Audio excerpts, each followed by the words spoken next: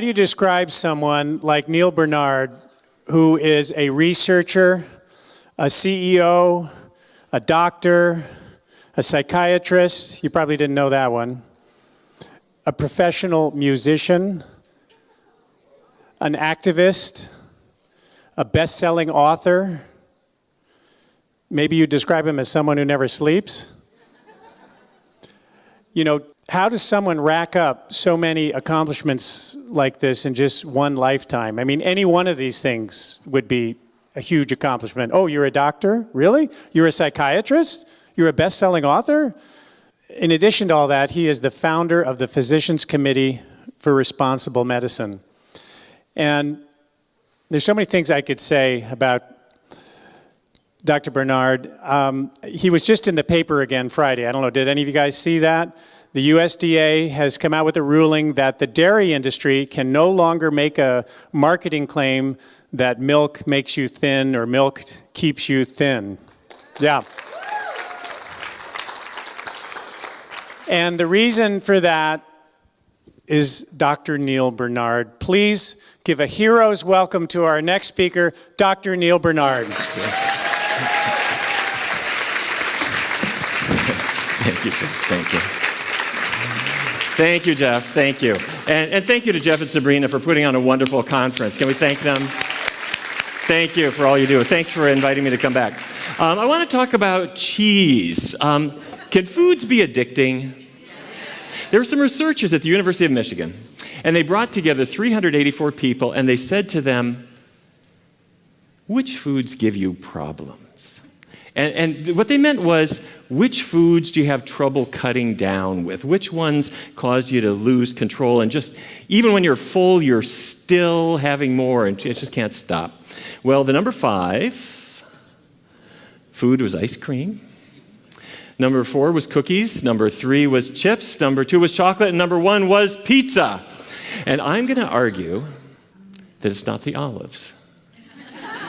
And it's not the crust. It's something about that gooey cheese melting all over it and piling higher. And is this not true? When you talk to people who go on a plant-based diet, they say, you know, this is really great, except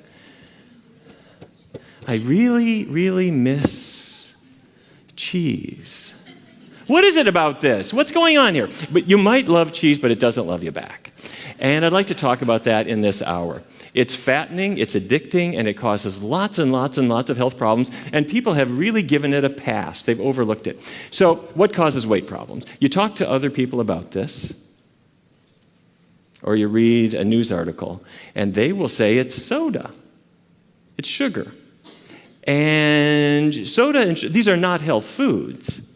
But I'm going to put a question mark as to whether that's the reason for the obesity epidemic that we have been seeing. Because if you look at sweetener consumption over time, it went up a bit over time. And as of 1999, it started falling because people started buying bottled water instead of sodas to a large degree. And if you look at cheese, where's that gone? Up and up and up and up. So which direction is obesity going? It's following the cheese. Well, what would that be? If you look at cheese consumption over time, in 1909, the Department of Agriculture started tracking what Americans eat. And in 1909, cheese was something Swiss people ate. We don't eat it in Peoria. The average American could not get through 4 pounds of cheese in a year. But what happened?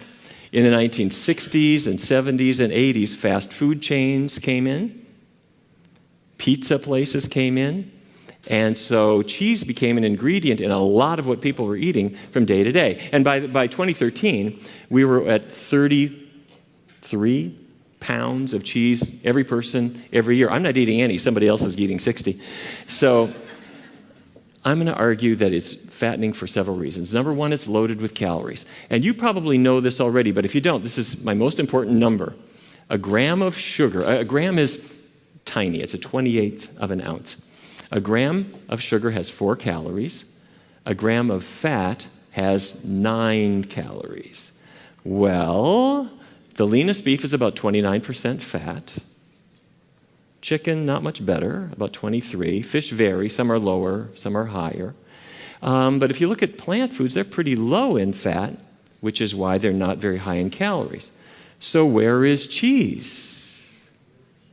70% fat. If it were any worse, it would be Vaseline. So, okay, there is Coke Zero, so you could actually have a soda without any calories at all. But is there Cheddar Zero? I don't think so. All right. So, secondly, fat in foods adds easily to your body fat. Here's what I mean. Let's say you ate a little bit too much bread. Would that go to body fat? Not really, at least not at the beginning. The carbohydrate that's in bread breaks apart, and it goes into your bloodstream, and it powers your muscle activity. It powers your brain. It's the fuel that your body runs on. Let's say I overdo it. I eat a lot more. Let's say I'm an athlete, and I'm carbo loading. I'm eating lots and lots of bread and pasta. Does it go to fat? No. The reason athletes eat it, so much of it, is because it goes into their muscles and is stored as glycogen, which are batteries that you need when you're active. Also in your liver, the glycogen is stored there too. Now, theoretically, you can build fat from carbohydrate. But even if you ate the entire loaf of bread and it was more than you needed and your glycogen stores were all filled, if you made fat from it, even that, to make bread into fat is hard for your body. And it uses up about 25% or so of its calories just to try to make it. Now, on the other hand, cheese can go very easily to fat because it's already fat. It doesn't really require much of any conversion. You eat it, it goes into your blood, stores as fat. Very simple. Okay? Number 3, fat slows your metabolism. Here's what I mean. This is a muscle cell. And the reason I'm showing you a muscle cell is you hear people say, don't lose your muscle mass. Your muscles are your calorie burners. You know what I'm talking about? Okay, so inside your muscles are mitochondria. Do you remember the mitochondria from high school biology? Those are your calorie burners. You have a lot of them, but you also have little bits of fat. Now, doctors hate words like fat because it only has one syllable, so we'll call it intramyocellular lipid, but it's fat inside your cell, and if you ate a little bit too much chicken fat or beef fat or Velveeta or fryer grease for that matter, the fat builds up inside your cell. When that happens, the cell says, fantastic, this is great. I've got some fat that I can store up, and if we happen to have a famine sometime, I'm sitting pretty. I got a lot of stored calories. Now, if the mitochondria burn it all up, it's gone. So when fat comes into the cell, the body turns down the production of mitochondria to keep the fat. And your metabolism slows down to preserve this fat richness that just came in. And that's the opposite of what you want. You say, wait a minute, I just ate too much. Why are you storing it? You've got to get rid of it. The body was programmed a long time ago when there were such things as famines. So if you ate a big fatty thing, your body says, I'll keep that. And as the years go by, the metabolism you had when you were 12 is just no longer there because the mitochondria have been disturbed. So if I'm on a low-fat vegan diet, time goes in the opposite direction. Okay, number 4, cheese does not have fiber. Now, fiber is the most boring word in this lecture. I apologize. Fiber is big stuff, though. Fiber is plant roughage. It has effectively no calories. And so when I eat high-fiber foods, it fills you up, makes you think you've eaten a lot of foods, but the fact is you haven't really eaten very much. So fiber tricks the brain into thinking you ate a huge amount of food. But Velveeta it's not a plant, it has no fiber at all, so every last calorie in it you get, okay? So here's the fiber. Baked beans have 5 grams, broccoli and other vegetables another 5 in a cup. An apple has about 4, oranges 3, bananas, brown rice, 4 grams. But cheese, none. Yogurt, none. Milk, none. Meat, none. Animal products don't have fiber. Okay, very simple. And 5th, a lot of people are not aware of this. Cheese has a lot of sodium. It's one of the highest salt foods that there are, and it adds water weight. And so you can build up a couple of pounds of this. Now, an orange has sodium, about 1 milligram in a typical orange, an apple about 2, a cup of brown rice, maybe 20 or so, a potato, 13 milligrams of sodium in a typical potato. Potato chips have the sodium added, and they're up at 330. One serving of cheddar is 350, and a serving of Edam is 500, and Velveeta weighs in at over 800 milligrams of sodium in just one single serving. Okay, so why is cheese fattening? It's high in calories. The fat adds to your body fat. It slows down your metabolism day by day. It doesn't have any fiber at all to control your appetite, and it adds a little extra. It has a lot of sodium, so you're carrying 2 or 3 extra pounds of water, just making your knuckles a little bit smoother and making you feel heavier and bloated. Okay. Now, you've heard about the Adventist Health Study. Researchers have studied Seventh-day Adventists for years because church teachings say, don't smoke, don't drink, avoid caffeine, don't eat meat. And almost all Adventists are very good at the first 3. They're non-smoking, non-drinking, health-conscious people, but some eat meat and some do not. And that sets up a perfect natural experiment that researchers can take advantage of. So the Adventist Health Study 2 brought in not quite 61,000 people, and they were all over 30, and they split them into 5 groups based on the diets that they normally followed. And they looked at everyone's body mass index. Are you familiar with that, BMI? It's just your weight, based on, but adjusted for how tall you are. And so a healthy BMI is below 25. So the band on the left, the red band there, those are non-vegetarians, or basically meat eaters.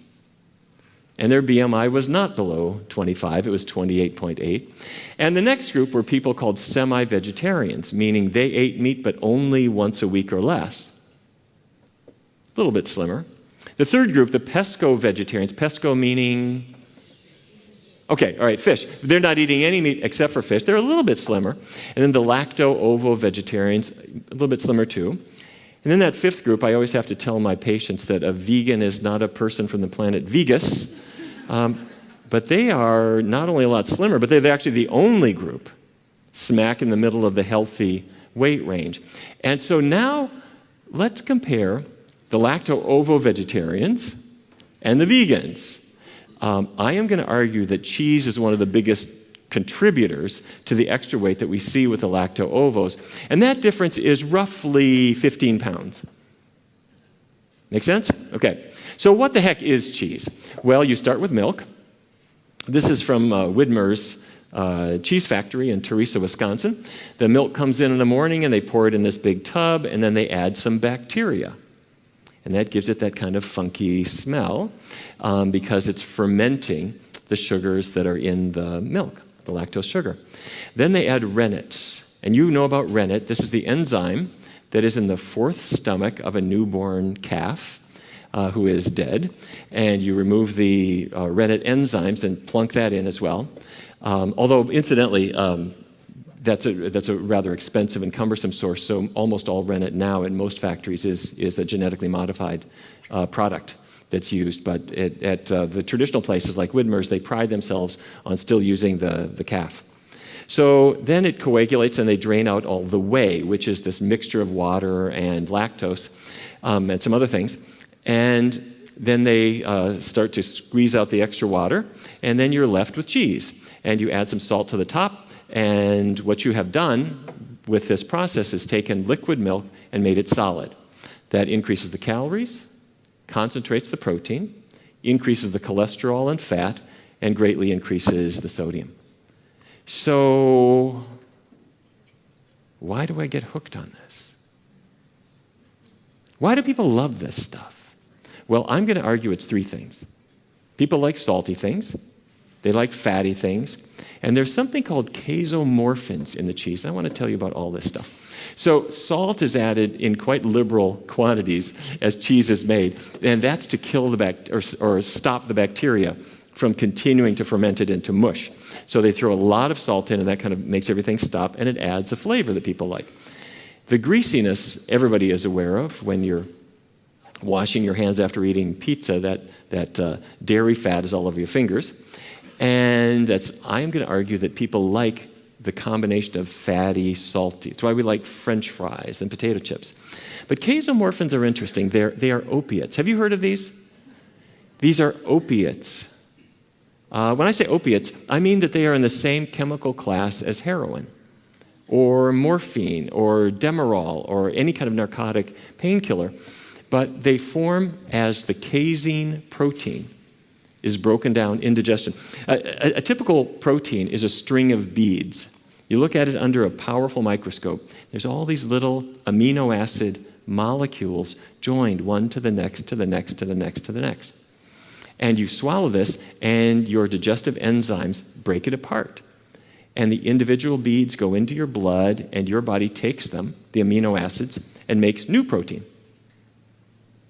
Except dairy doesn't work that way. The casein molecule does give you some individual amino acids, but it also gives you these little strings. This will not be on the test.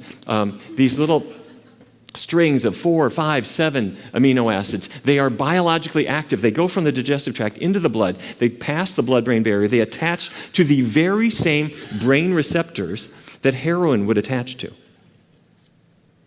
What are they doing there? These are casomorphins, casein-derived morphine-like compounds. I am going to argue that they are there because nature does not want to leave anything to chance. Baby calf says, "Hey, Mom, I don't think I'm going to nurse today. I'm going to go off into the woods with my friends. I'll see you on Thursday."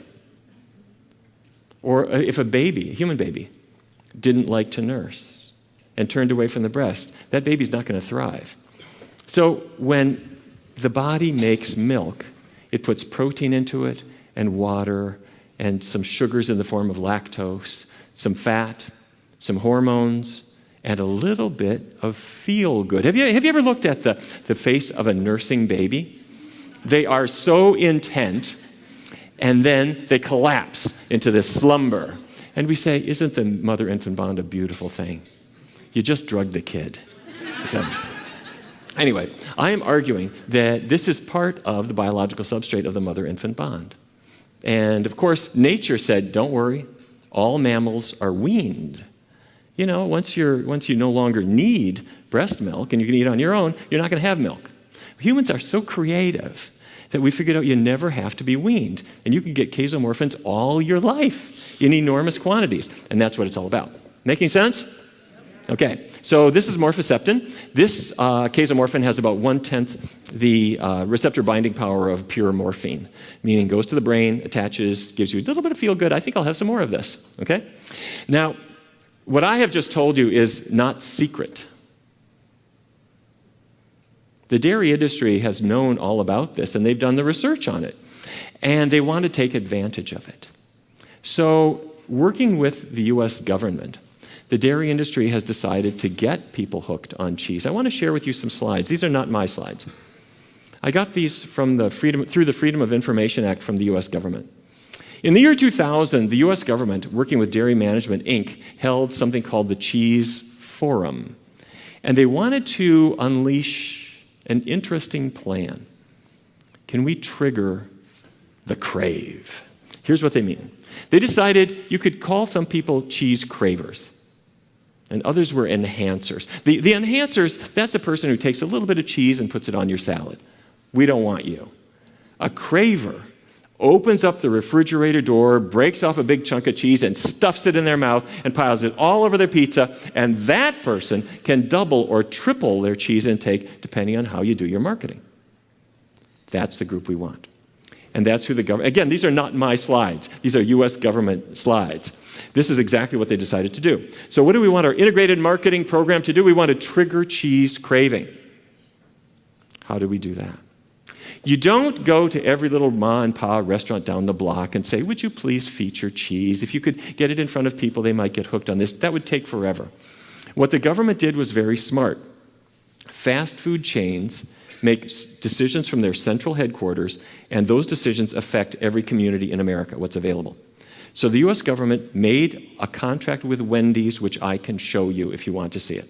And they marketed something called the Wendy's Cheddar Lovers Bacon Cheeseburger, and as a government program.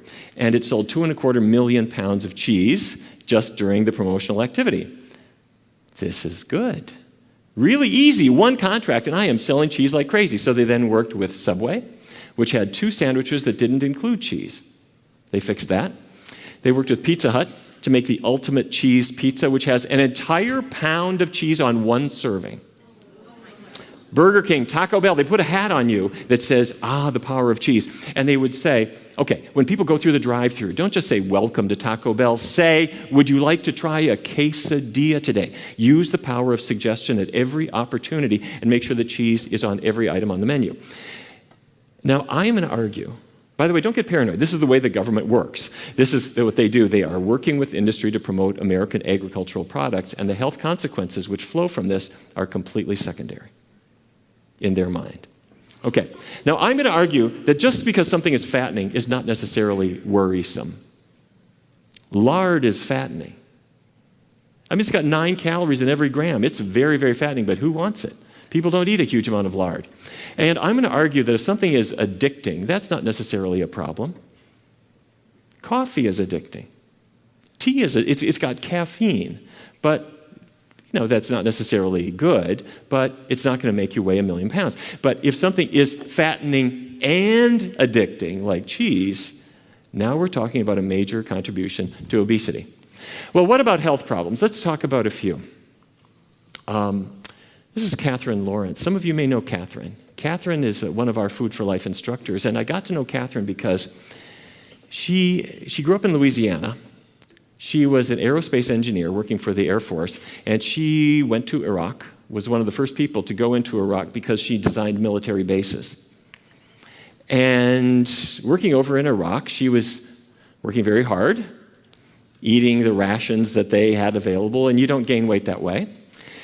She came home after her tour of duty, and her friends all took her out to eat all the time, and she loved her Louisiana foods, especially cheese, Cheetos. In fact, one of her friends found out that she loves macaroni, those macaroni and cheese boxes that college students live off of.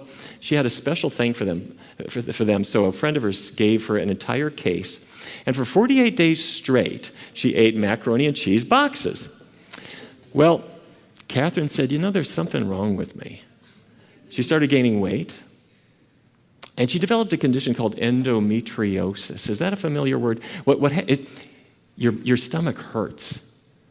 And it especially goes with your period, with your menstrual cycle. And what's happening is the cells from the lining of the uterus have sneaked out and are elsewhere in the abdomen. And they're swelling and contracting and swelling and contracting. And they cause terrible pain, and it can lead to infertility. And as it was getting worse and worse and worse, her doctor said, Catherine, I know you wanted to have kids. You're not going to have kids. I got one treatment for you. You need surgery. You need a hysterectomy. Well, hold that thought. A friend of hers said, dairy's got hormones in it.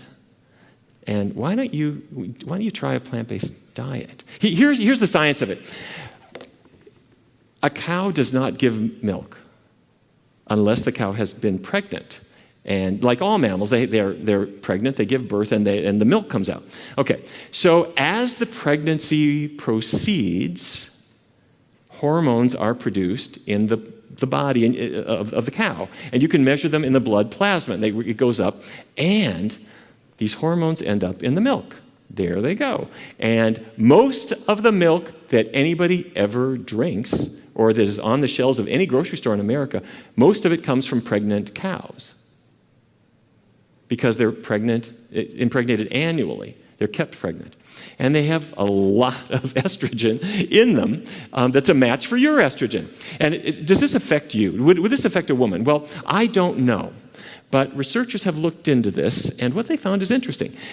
Some Australian researchers in 2010 brought in a group of women who were postmenopausal, meaning shouldn't be having a lot of estrogen in your blood no matter what. And they put them into 4 groups depending on how much dairy they ate. And the group on the left was the people who were the dairy avoiders. And the other 3 bars are the people who had dairy as a regular part of their life. And what seems to really make the difference is, do you have it or do you not have it? Once people are having a substantial amount, They tend to have a lot of estradiol in their blood. Men, don't go to sleep. Researchers at Rochester, New York, went into a fertility clinic, and they interviewed men and said, are you a low cheese eater, half a serving a day, no more than that? Or are you a big cheese eater, like a serving, 2.5 servings a day? And they looked at their sperm counts, and the people who tended to avoid cheese had better sperm counts. The people who were big cheese folks had pretty low sperm counts. Now, is that because there are female hormones from the milk because the cows are pregnant and so you're getting estradiol with every glass of milk? I don't know. But Catherine said, let me give this a try. She went totally vegan, and she went back to the doctor. The doctor did another laparoscopy, and he looked around in her abdomen, and he looked, and he looked, and he looked, and he stopped. And the procedure was over. The doctor walked out to the waiting room and said to her husband, this is a miracle. Her endometriosis is, for all intents and purposes, gone. And her husband said, well, you know, it's amazing. I didn't really think the diet would work, but she's felt better and better and better, and it's amazing. And the doctor said, no, there is no way that diet could do that. This is a miracle. Medical science works in wonderful ways. She lost weight. Her endometriosis disappeared. She's got 2 kids. And she's now one of our Food for Life instructors. She goes around sharing her story and letting other people know that it's worth seeing if asparagus can help. Okay, so there's Catherine today. This is Mark Ramirez from Detroit. Mark grew up in Texas, and he was recruited to the University of Michigan to play football. And if you weigh 300 pounds, that's a pretty good thing if your job is to tear a hole in the defensive line. However, after his athletic career ended, he was unable to shake the weight. And he laid into cheese and meat in a pretty big way. He gained a lot of weight. He developed diabetes. His blood pressure went up. And he had erectile dysfunction, which a lot of guys have. And as you know, or maybe you don't know, erectile dysfunction is not caused by performance anxiety. Erectile dysfunction is a sign of narrowing arteries. In the same way as narrowed arteries can affect the heart or the brain, they affect any part of a man's body. And all that Viagra does is take those arteries that have been narrowed by years of a bad diet and try to open them up a little bit more. That's all it does. And so anyway, these are the problems that Mark had, and he was on a lot of medications. And I want to walk you through where the diabetes comes from. Because this is the same cell I showed you earlier. But if you have diabetes, you have glucose, sugar, in your blood, which is trying to get into the cell to give energy to the cell. That's what glucose is for. And the problem in diabetes is instead of getting into the cell, the glucose is building up in the bloodstream, and you measure it. If it would get into the cell, everything would be fine.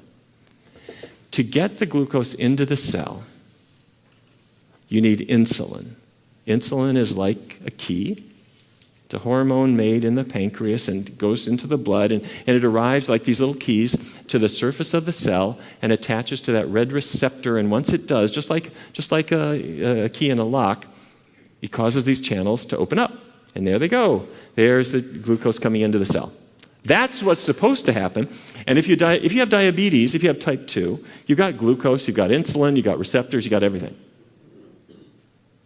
But you've also got intramyocellular lipid, fat building up inside the cell, and that causes the signaling not to work. It's like when I was a kid growing up in North Dakota, we had some of the neighbor kids would play a trick.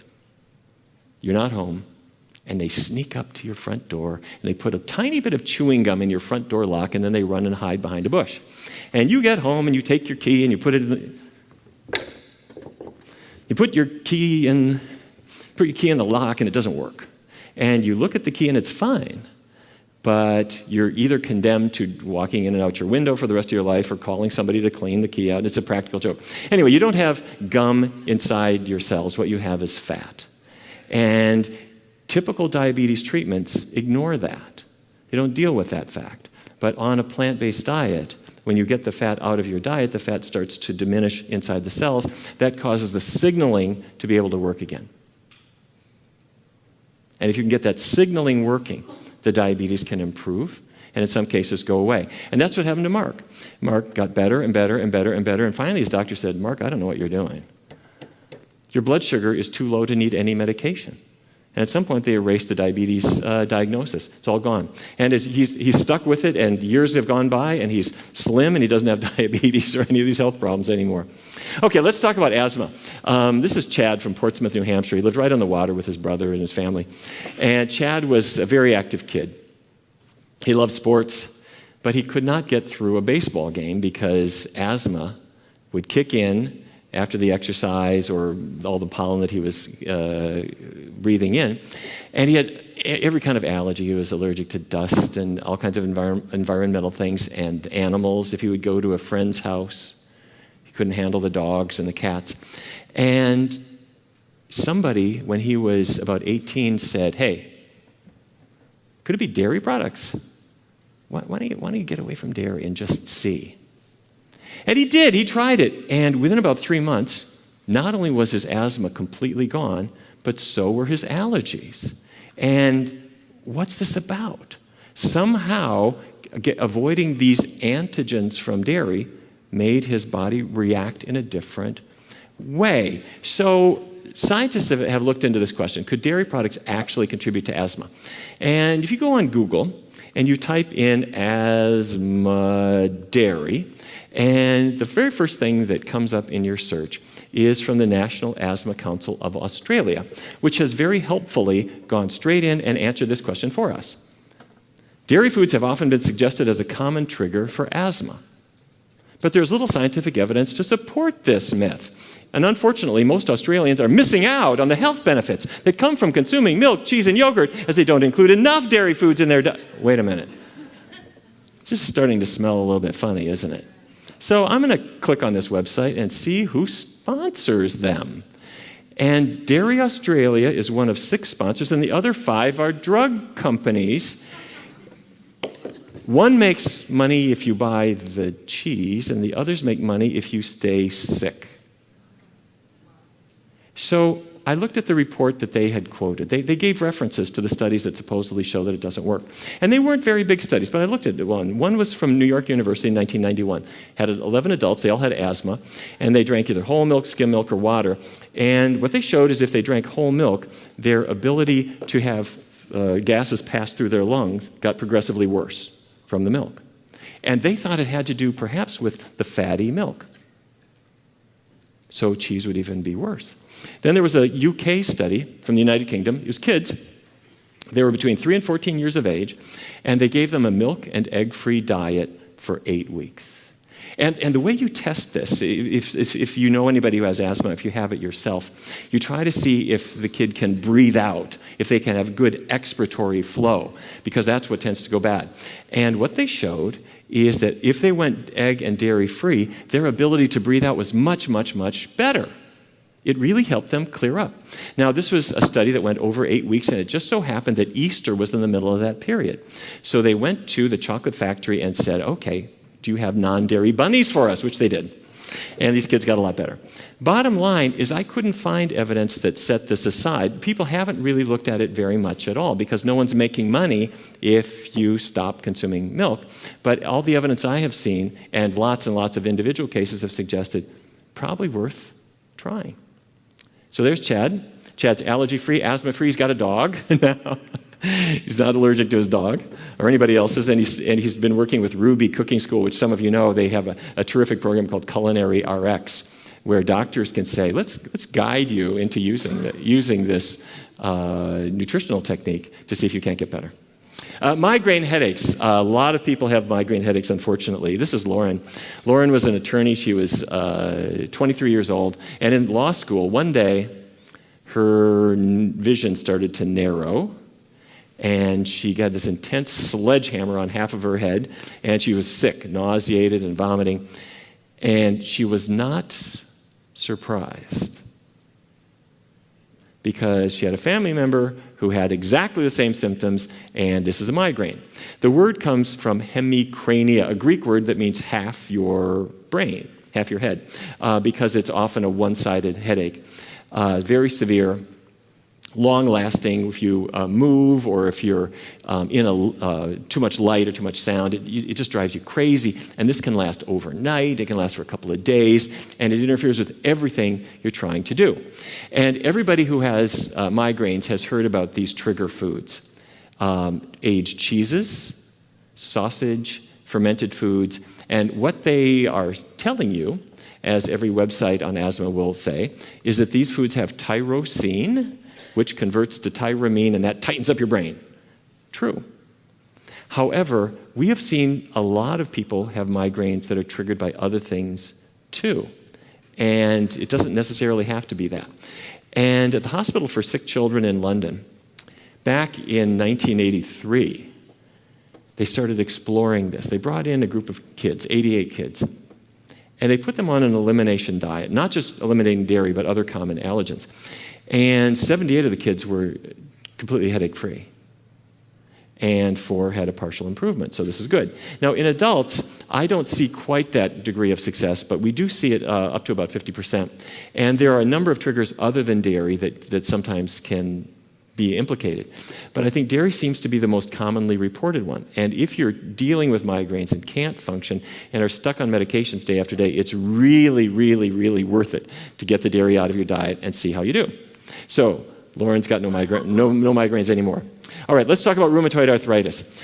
If you look into your joints, if you've got arthritis, the joints are inflamed. The synovial lining is looking ugly. It's inflamed. It's inflamed because it is being attacked by the immune system, which has been alerted by some protein that got into your body. That's how the immune system works. A virus comes in, the proteins on the virus trigger an immune response. This may not be a virus. It's some other kind of protein that got into you. And what proteins do people get? Well, dairy proteins are one of the ones that people are sensitive to. So researchers have looked into this, and starting with an individual case report back in 1985, it was one girl. She had terrible juvenile rheumatoid arthritis, and a doctor said, a thoughtful doctor said, get away from dairy, this could be it. Symptoms completely remitted. And then she went and visited grandma, who would give her milk chocolate candy, and her symptoms came back. And she got off it, and the symptoms went away. And then a pediatrician said, this can't be true. You should have milk for calcium. Her symptoms came back. And they went back and forth and back and forth and back and forth, and the pattern became inescapable. So they published the findings in the Journal of the Royal Society of Medicine, saying, here's one case. Maybe other people have diet-induced arthritis. And so triggers have been identified, not in everybody, but somewhere between 20 and 60% of people in research studies. And in Oslo, Norway, researchers brought in a group of people and started them on a juice fast, and then a vegan diet, and then a lacto-vegetarian diet. But within the very first month, they found clear-cut symptomatic improvement and reduction in biomarkers as well.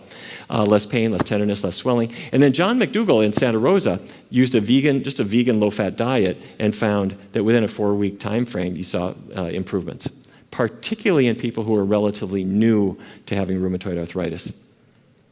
Okay. Prostate cancer is one of the most common forms of cancer that we have, obviously. And for many, many years, researchers have said, this is something, that it goes with milk, that the countries that have the highest milk consumption, that's on the right-hand side, they've got the most prostate cancer. Well, at Harvard, the Physicians' Health Study said, in our group of 21,000 physicians, it's true. 2.5 servings of dairy products a day, every day, increases your risk of prostate cancer about 34%. They did another study called the Health Professionals Follow-Up Study. Same thing. The more milk, the more prostate cancer. In this case, 60%. So what we believe is happening is that the hormonal effects from the milk trigger either the initiation of cancer or more likely the aggressive growth of cancers that happen to form. So rather than having those cancer cells die, they grow and their spread is promoted. Now this is Chicago. In the Chicago Health and Aging Project, researchers looked at what might be the scariest disease of all.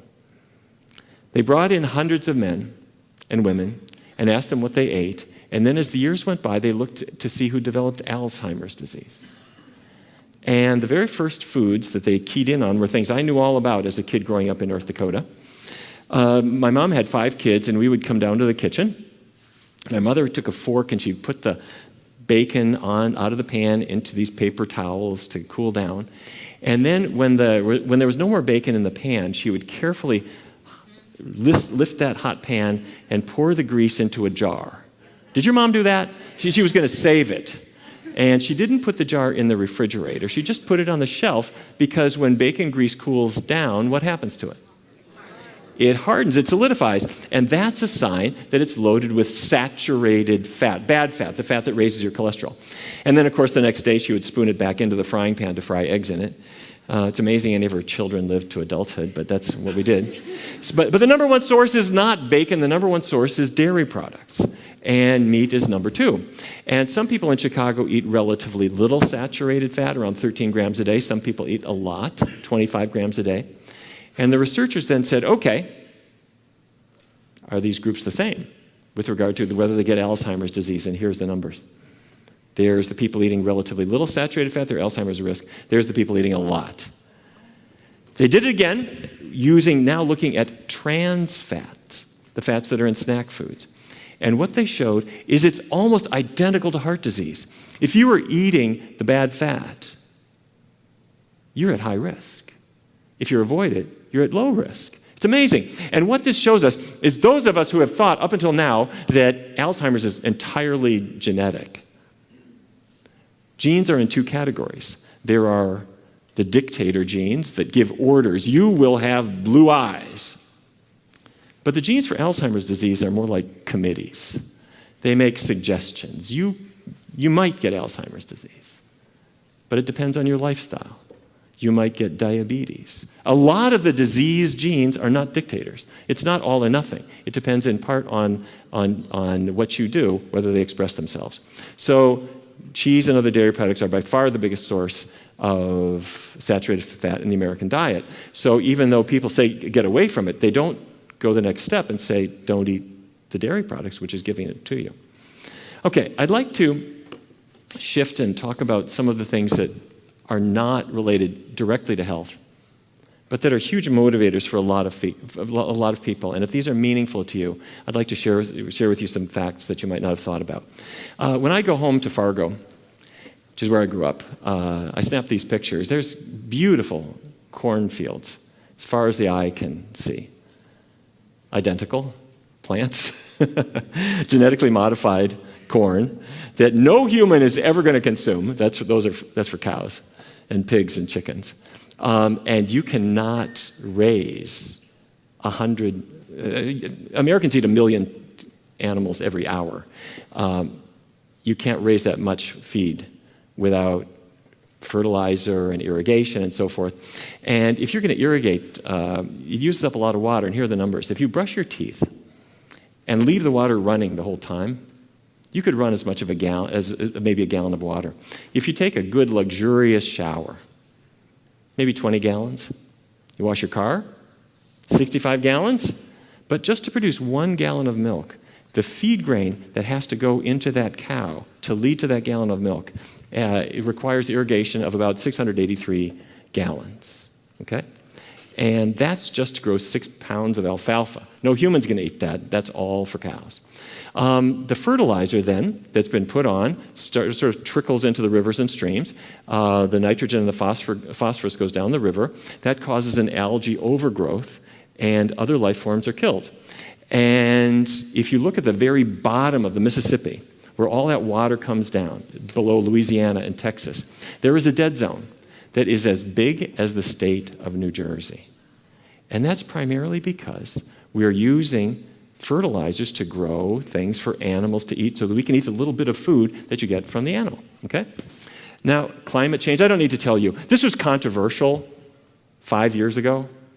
It's no longer controversial. Everybody knows that belching cows produce methane. By the way, it comes out this way, through their mouth. Their stomach is ruminating, making the methane, and they're just belching it out. And how much can they really make? Well, there are 100 million cows at any given time. And if you put all of them on the scale on this side and all the human beings, in the United States on this side, the cows way outweigh us. And they're producing methane kind of nonstop, as well as other greenhouse chemicals. And cows produce one more thing too. This is a dung beetle. And the reason I'm showing you a dung beetle is the dung beetle has found creative things to do with dung. This is the Secretary of Agriculture. And if you go to a typical dairy, a cow produces in a day maybe 8 gallons of milk. And I'm going to use, not dung, but I'm going to use chocolate milk just as an example. They produce about 15 gallons of manure. In other words, for every gallon of milk, they produce 2 gallons of manure. Where am I going to put that? Well, for the man who has everything, you can get a manure digester. And you will see these at every dairy, and you can also subscribe to Manure Manager magazine. Have you seen this? It's great, and they also have the Manure Expo. This one was in Chambersburg, Pennsylvania, but there's a whole world out there of people trying to figure out how to deal with manure and how to get rid of it and how to make money off of it. Ethical issues. There aren't any ethical issues with regard to dairy because they don't kill the cows, right? The cows give you milk. Well, if you go online, you can get from the United Nations Food and Agriculture Organization your guide to small-scale dairy farming. So how you can do this at home. And these are not my slides. These are UN slides with these very graphic illustrations. How we are going to get milk. You have to first get semen, and they use what they call an artificial, I'm not making this up. This is not a Trump speech. You take an artificial vagina is what they call it, and you extract semen from this bull, and then you take your left hand and put it into the cow's rectum. Every glass of milk you ever drank, or anyone ever drank, came from this process. You take your left arm, stick it into the cow's rectum. Through the rectal wall, you can feel the uterus. Then you take your right hand and pick up this knitting needle device that has the semen loaded into it, put it in through the cervix and shoot it, and then that will impregnate the cow at a moment that you then record in spray paint on the side of the cow. And 9 months later, she is going to, this is what it looks like, and 9 months later, she will give birth. However, if that calf is allowed to stick around with mom, that is going to defeat my industry because the calf is going to drink the milk and I can't sell it. So that calf goes into a wheelbarrow. And if he is a male, he's going to become veal very fast. If she is a female, I can use her. But I can't have her drink milk. I will give her a milk substitute, and she will stay in this hutch until she is ready to be big and graze a little bit, and then she will be impregnated too. They're chained by the neck, so they can't say anything about whether they're impregnated or not, and they're impregnated every single year, and they produce milk until about 4 years of age, at which point they're really just kind of past their prime, and if I kill you and replace you with a younger cow, I get more milk per unit feed.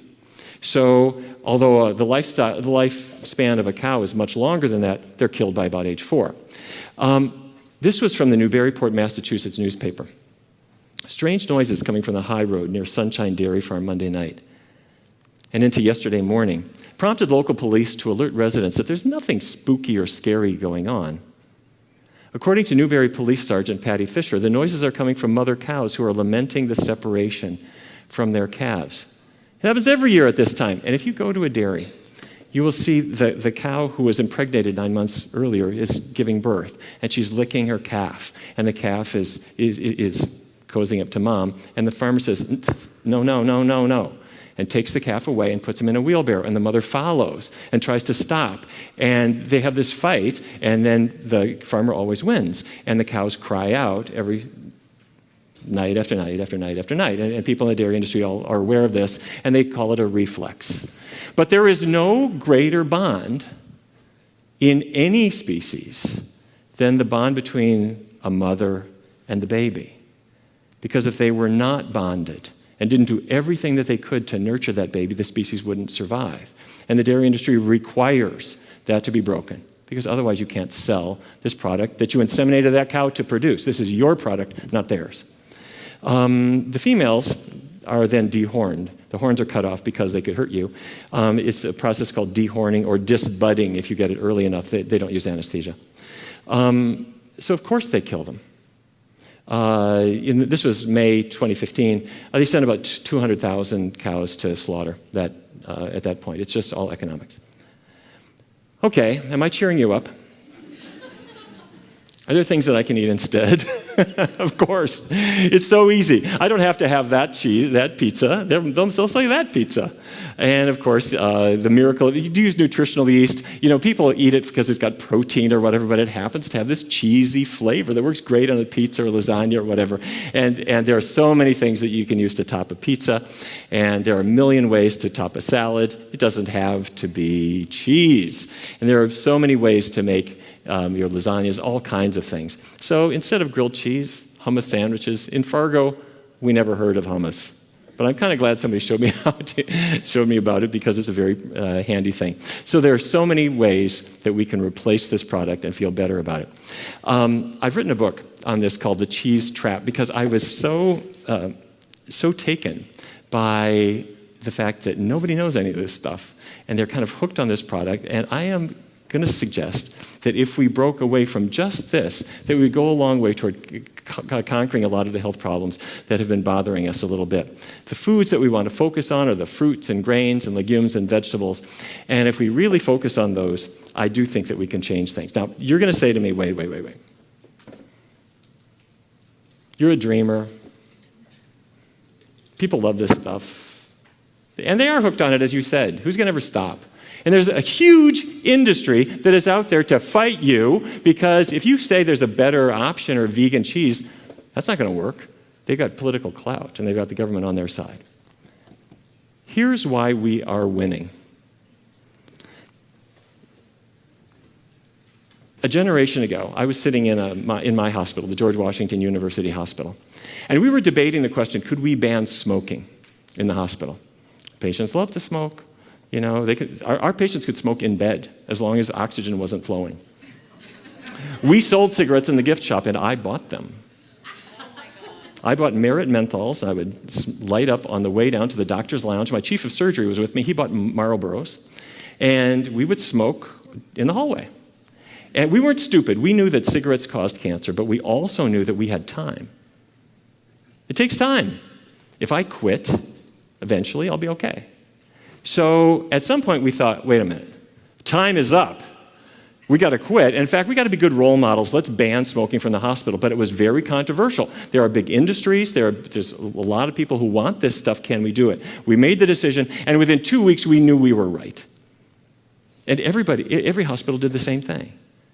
And every restaurant, in every government building, in every other building, in every airline, they all made the same decision, and everybody knew that they were right, and this enormous political force, the tobacco industry, started to diversify. And they started to have other products because they can see the writing on. These are not stupid people, and they are not intentionally unethical people, at least not at the beginning. They got into growing tobacco because nobody knew when the tobacco industry first started that it caused lung cancer.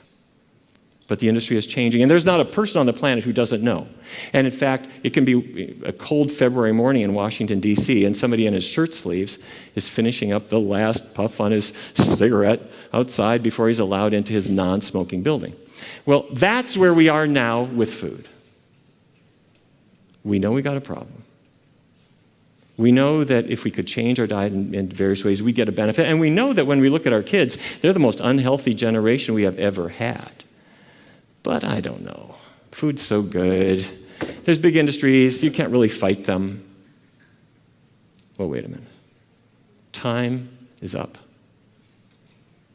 Time is up. We have to make some changes. And the way to make these changes is not to waggle our finger and make people feel guilty.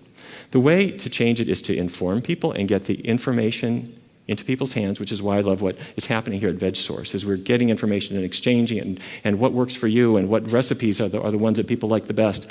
And then you have fun with it. Chef AJ is a master at this. You can have fun with food and fun with tastes. And there are kind of ridiculous things about food, too. And there are some cool recipes, cool products, cool websites, cool books. And when you find these things, you share it around, and it's not deprivation. It's an adventure. And people feel liberated to find things that they didn't know that they can take advantage of. And I am convinced that one February morning, not too long from now, there will be a man shivering outside his building in Washington, D.C., having the last bite off his chicken wing before he's allowed into his vegan building. And that's the day I want to see come. Thanks very much.